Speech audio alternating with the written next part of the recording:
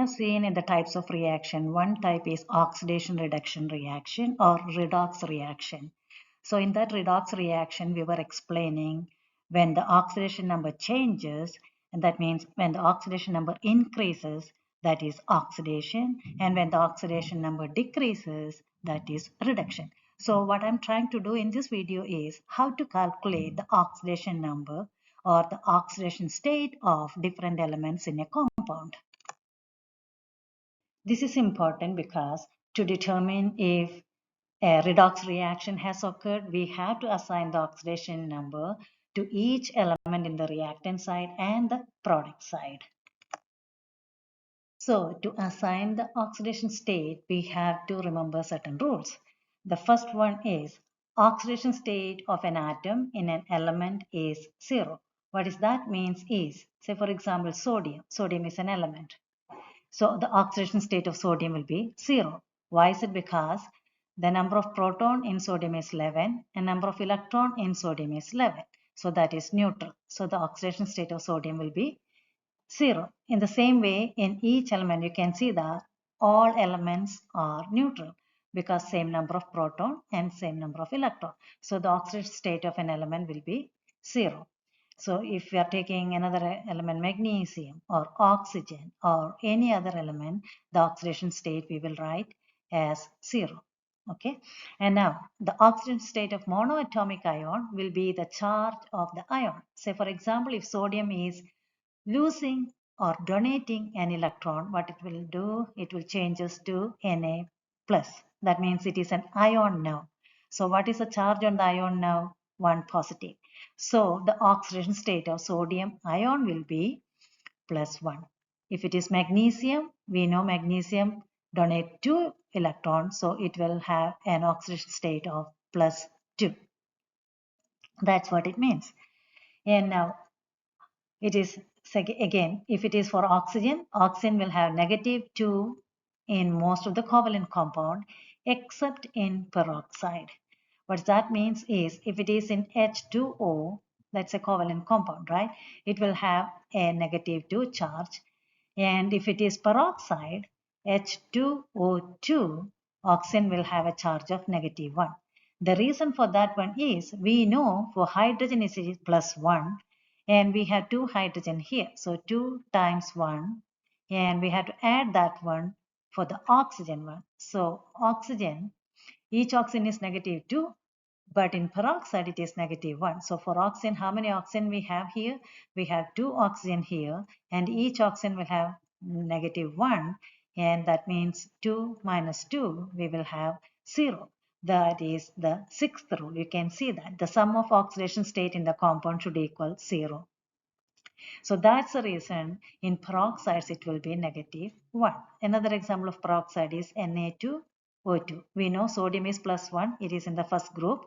So 2 times 1 for sodium plus each oxygen we will have negative 1. So oxygen, that means there are 2 oxygen. So 2 times negative 1 will equal 0. That's the reason in peroxide it is negative 1. But in all other covalent compounds it will be negative 2. And also remember for the fluorine it will be negative 1 in all compounds. Okay. And normally it is metals will have the charge of that. Each group we know for the group 1 it will be plus 1, group 2 it will be plus 2, group 3 it will be plus 3 and so on. And group 16 it is negative 2, group 17 is negative 1, like that. And group 15 is negative 3. So normally it will stay like that except these cases.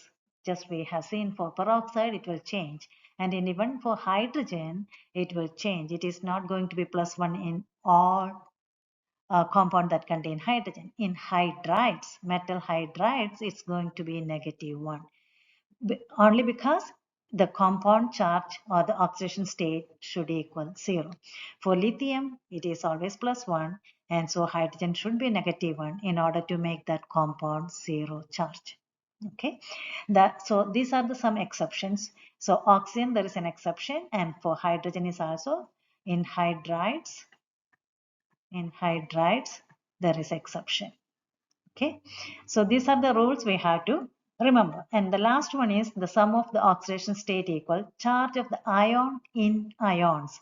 That we said that monoatomic ion, okay, plus 1.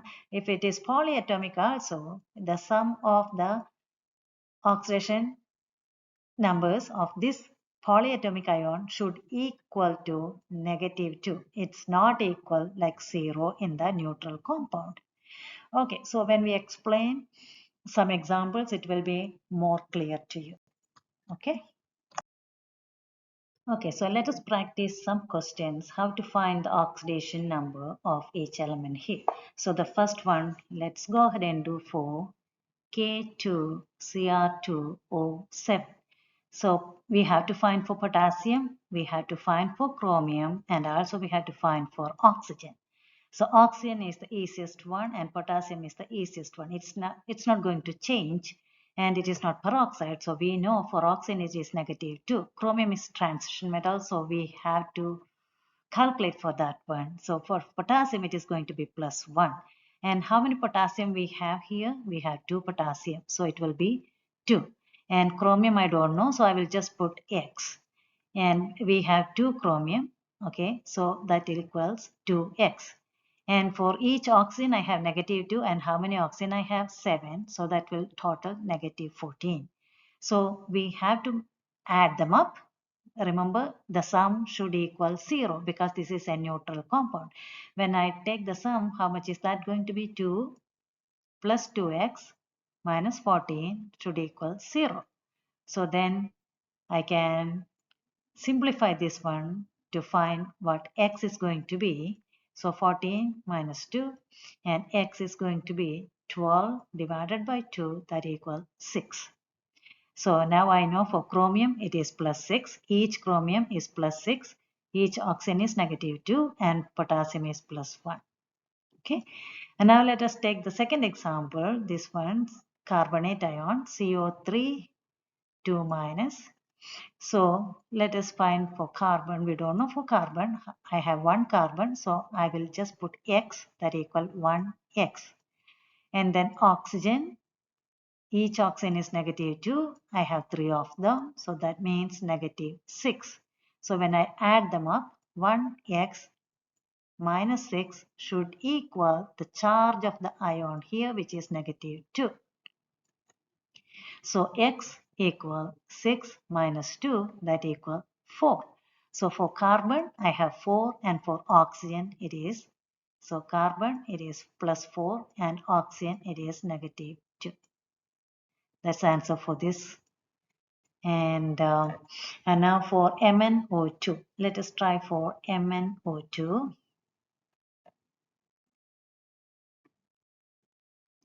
Okay, so let us try for Mn. I don't know. So Mn, I can actually simplify now. You know the method. So I will just write X plus I have 2 oxygen. Each oxygen is -2. This is a neutral compound, that equals 0. So X minus 4 equals 0. So X equal 4. That's how I can do. The next one is PCl5. Let us calculate for phosphorus. So X plus I have 5 chlorine. Each chlorine is -1. That should equal 0 because that's a neutral compound. X minus 5 equals 0. So X equals 5. All right. And now the last one, SF4. How to do that one? X plus fluorine is -1. So 4 times -1 should equal 0. So X minus 4 equals 0. So X equal 4.